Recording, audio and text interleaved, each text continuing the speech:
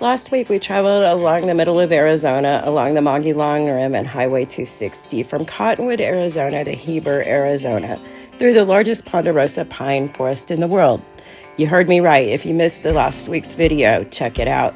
Arizona has the largest ponderosa pine forest in the world. This week, we're continuing our journey, and we will be going from Heber, Arizona to Hunt, Arizona, and a quick trip over to Albuquerque, New Mexico. This part of the trip feels a bit like a whirlwind.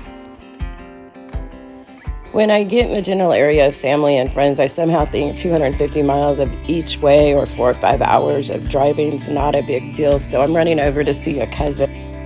I am sure I think differently than others in this regard, but most of my adult life has been spent living quite some distance from families and friends even. I suppose I have moved around more than most, and sometimes that creates a pretty big physical distance in our living situations. So I try to take advantage of being close when I am. I sometimes think I overcommit, but usually I am grateful for the time with those along the way, so there is no regrets. Just blowing through like the wind, I suppose. Hi, I'm Lori, and welcome to my channel, and thanks for joining me on this week's drive. Snowflake happens to be a place where we originally moved when we moved up on the mountain in 2005 and decided to try to live a more sustainable lifestyle. Did you catch those flower pots on those lamp posts? This is Snowflake, and in the wintertime they hang snowflakes off of it too. It's so cute. I just think this is the quaintest little town.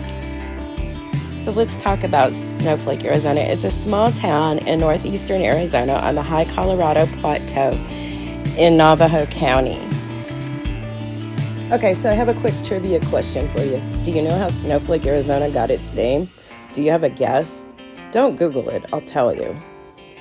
Are you ready for the answer? Here it is. Snowflake was named as a pun on the last name of the town's founders. One was Snow and the other was named Flake, and therefore we got the town of Snowflake. But yes, it does snow there too.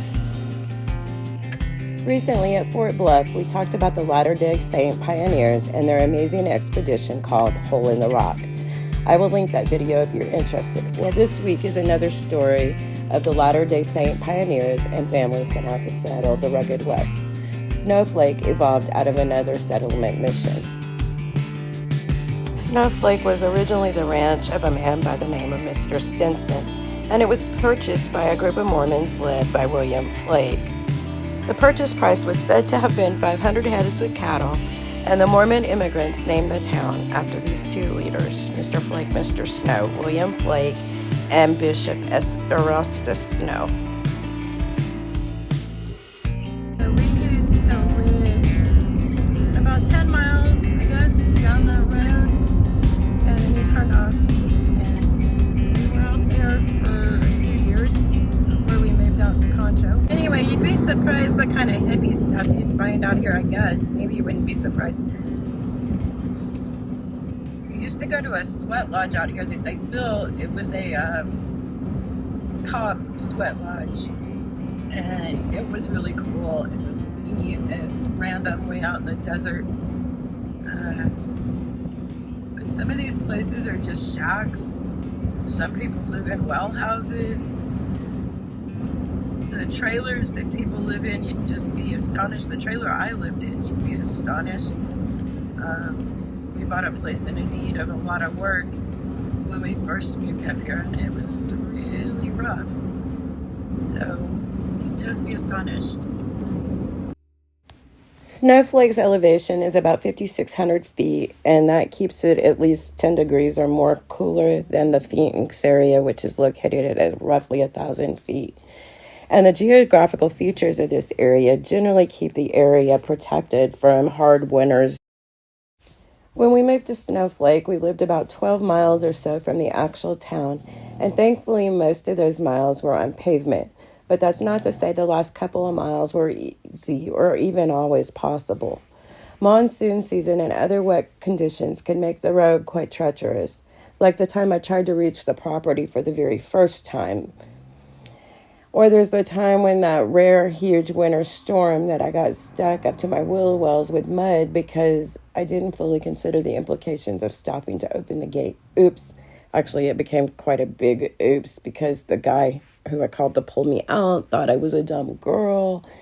And he brought his big heavy truck, which slid right into the ditch before you even made it down our small road, and created a big mess and a huge fiasco. And anyway, we ended up having to ride his backhoe out like a sling. We couldn't brake or control our cars as we were coming. I am so grateful for the time that we spent here in the Arizona White Mountains and the many things I learned about sustainability, survivability, and just general life skills. I can't believe how much I learned and grew while we were here, from learning to milk a goat, to make cheese from that milk, to digging garden beds and making dirt to put into those garden beds so you would have good soil.